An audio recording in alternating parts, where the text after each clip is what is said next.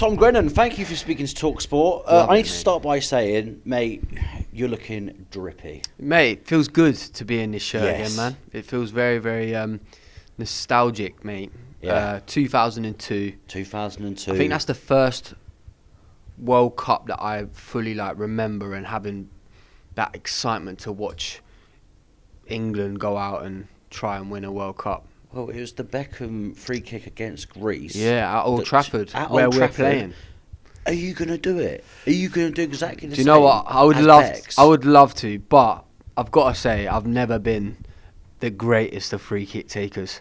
So, if it happens on the day, if I stand up, I'd give it a go, but I'd probably send it wide. Listen, it was the Euro 96 home shirt last year with Soccer Aid. Yeah. How happy are you that we're seeing these retro shirts, not just at tournaments by the fans, but you're putting it back into the mainstream as well? Nah, it's cool to wear obviously the old school shirts, and listen, my dream was always to put on an England shirt and step out in front of a big crowd, and thankfully Soccer Aid have given me the opportunity to be able to do that, and there's an amazing feeling, especially going into the changing room with all the lads and the girls, and just seeing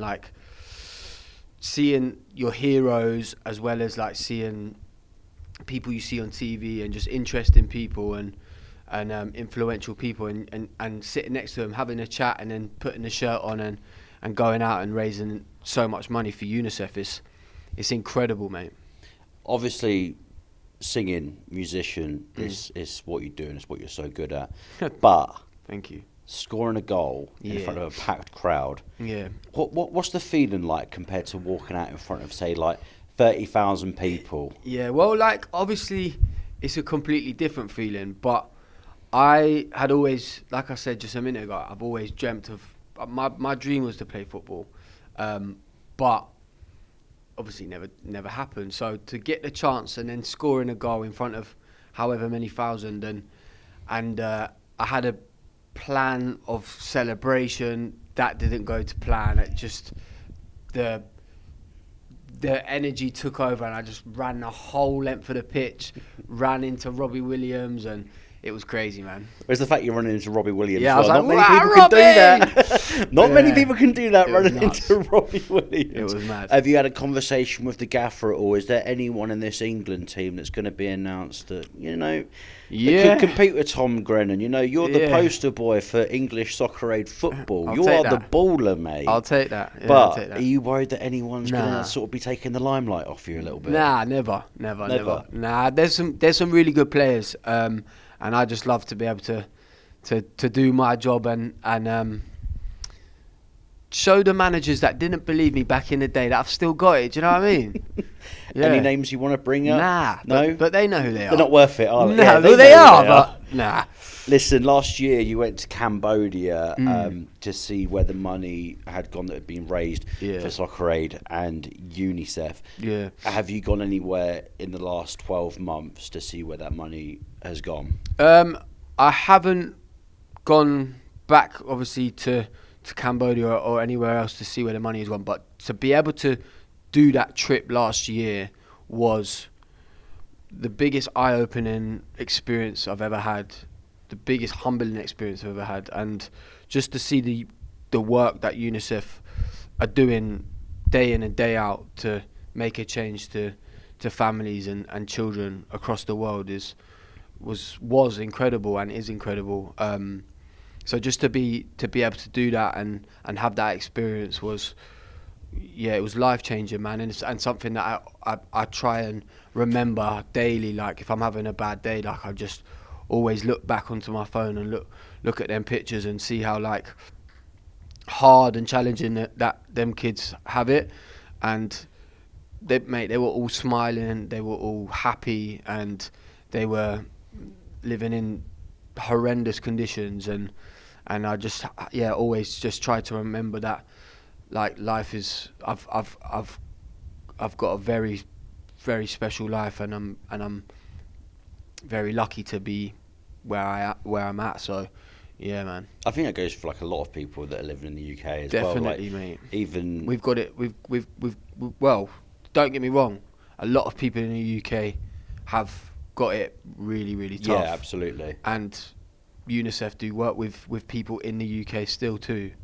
But when I'm looking at my own life and I think, I'm having a bit of a downer, that just brings me back up and I go, do you know what, man, things are good and I'm really, really, really lucky. What's the plan with Soccer Aid? Because I mean, you're playing now. Yeah. The knees aren't going to be around forever. Don't say that. No, I have to. Come Yeah. on, we have to be realistic. Yeah. But you running into Robbie, are you seeing? Because obviously you want to stick with Soccer Aid and UNICEF Yeah. for as long as possible. Yeah. Are you seeing yourself playing for a couple more years, and then you go into the back room, and you could potentially be a gaffer at one point, Mate, you never know. God, you're putting age on me here, man.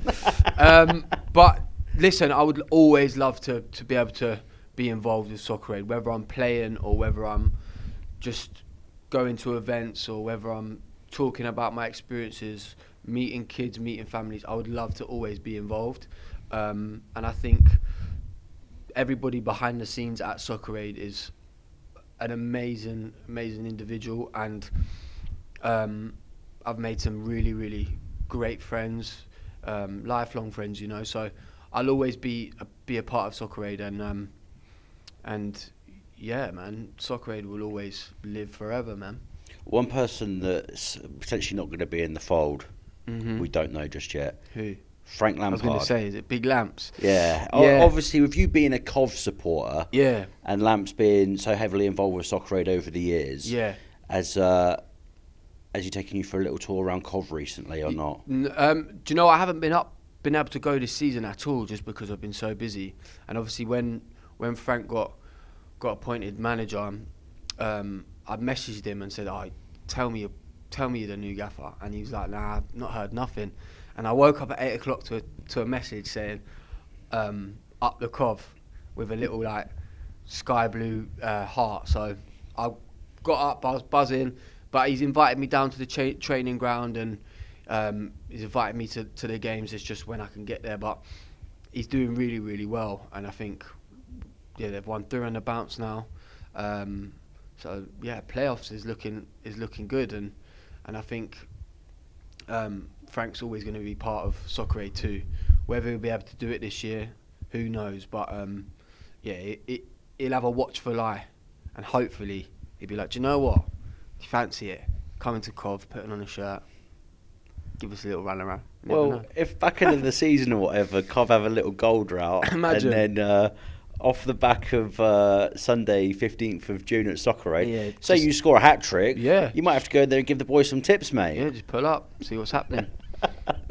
Tom Grennan, thank you so much for speaking to talkSPORT. Thanks so much. Love talkSPORT as well. Thank you for having me, and listen to it all the time. So nice one.